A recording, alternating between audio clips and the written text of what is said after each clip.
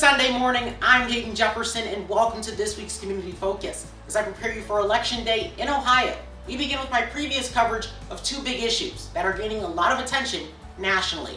We begin with issue one. Obviously, it's that abortion rights amendment, enshrining abortion rights in the state constitution.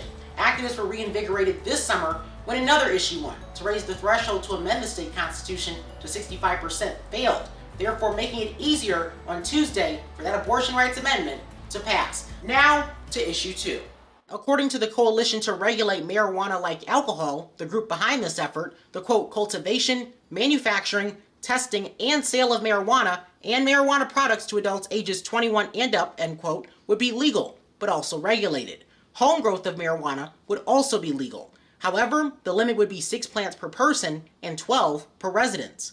And as is the case with legal sports betting, there would be something in it for the state: tax revenue. The group lays out a, quote, 10% cannabis tax rate on sales of recreational weed that would be divvied up to support social equity and jobs programs, funding for communities that are home to dispensaries, regulatory and administrative costs, and addiction treatment and education.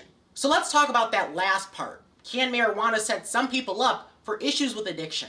A National Institute on Drug Abuse report found, quote, 30% of those who use marijuana may have some degree of marijuana use disorder, end quote. Its research also found, quote, people who begin using marijuana before the age of 18 are 4 to 7 times more likely to develop a marijuana use disorder than adults, end quote. Note that the minimum age for Ohio's proposed law is 21. Now to issue 9, a renewal of the Toledo Public Schools tax levy. It cost the owner of a $100,000 home $169 per year. After being packaged in a much bigger proposal to much pushback, this is now something that stands on its own. Issue 24, if passed, would allow the city of Toledo to amend its charter to allow road dollars to be used on those unimproved roads, those roads without a curb. And now to issue 25. It's a simple yes or no question. Should the city of Toledo move forward with making improvements to the Bayview wastewater treatment plant? I reported on issues at the wastewater treatment plant a while back, and it's quite the situation, and I do recommend you check out that story for additional information. But for now, with this week's Community Focus, I'm Jaden Jefferson, and I'll be back with more guests next week and election coverage on Tuesday.